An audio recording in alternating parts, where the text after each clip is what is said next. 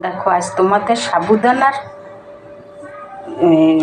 Chop বানানো দেখাবো। আমি কেটে নিয়েছি ধনেপাতা, কাঁচা লঙ্কা, এটা ঢেলে দিলাম। তারপরে দুটো আলু কেটে নিলাম, এটাও দিয়ে দিলাম। তারপর দেখো একটু ভাজা মশলার গুঁড়া দিলাম। আলুটা আমি বয়েল করে সেদ্ধ করে ওটাকে আমি ঘষে নিয়েছি। তারপর দেখো একটু ধনের গুঁড়াও দিয়ে দিলাম। তারপরে স্বাদ মতো নুন দিলাম, একটু হিংও ঢেলে দিলাম, স্বাদটা ভালো আসবে। তোমরা এরকম করে খেয়ে দেখবে। তারপরে দেখো একটু জিরা দিয়ে দিলাম। তোমরা চাইলে একটু বাদামও দিতে পারো ভেজে। একটু গরম মশলার গুঁড়াও দিয়ে দিলাম।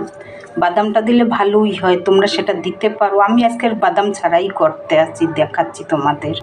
দেখো এটাকে মেখে নিয়েছি, এই যে আটার মতন হয়েছে। এবারে আমি এটাকে গোল গোল করে নেব, তারপরে আমি ভাজবো। দেখো আমি সবগুলিকে এরকম গোল গোল করে করে নিয়েছি। এই দেখো এবার এটাকে আমি ভাজবো। এই দেখো ফ্রাই প্যানে তেলও দিয়ে দিয়েছি, গরম হয়ে গেছে। এবারে আমি একে একে করে দিয়ে দেবো তাকে। দেখো কি সুন্দর ফুলে উঠেছে, কেন সাবুদানা দেওয়া আছে এর জন্য এরকমভাবে ফুলেছে। দেখো আরও ভালো করে ফ্রাই করবো আমি। এই দেখো তোমরাও এটা বানাই খেয়ে দেখবে, খুবই টেস্ট হয়। দেখো এরকম ব্রাউন হবে। দেখো আমার হয়ে গেছে। তোমরা এরকম সস দিয়ে খেতে পারো, বানাই একবার খেয়ে দেখবে।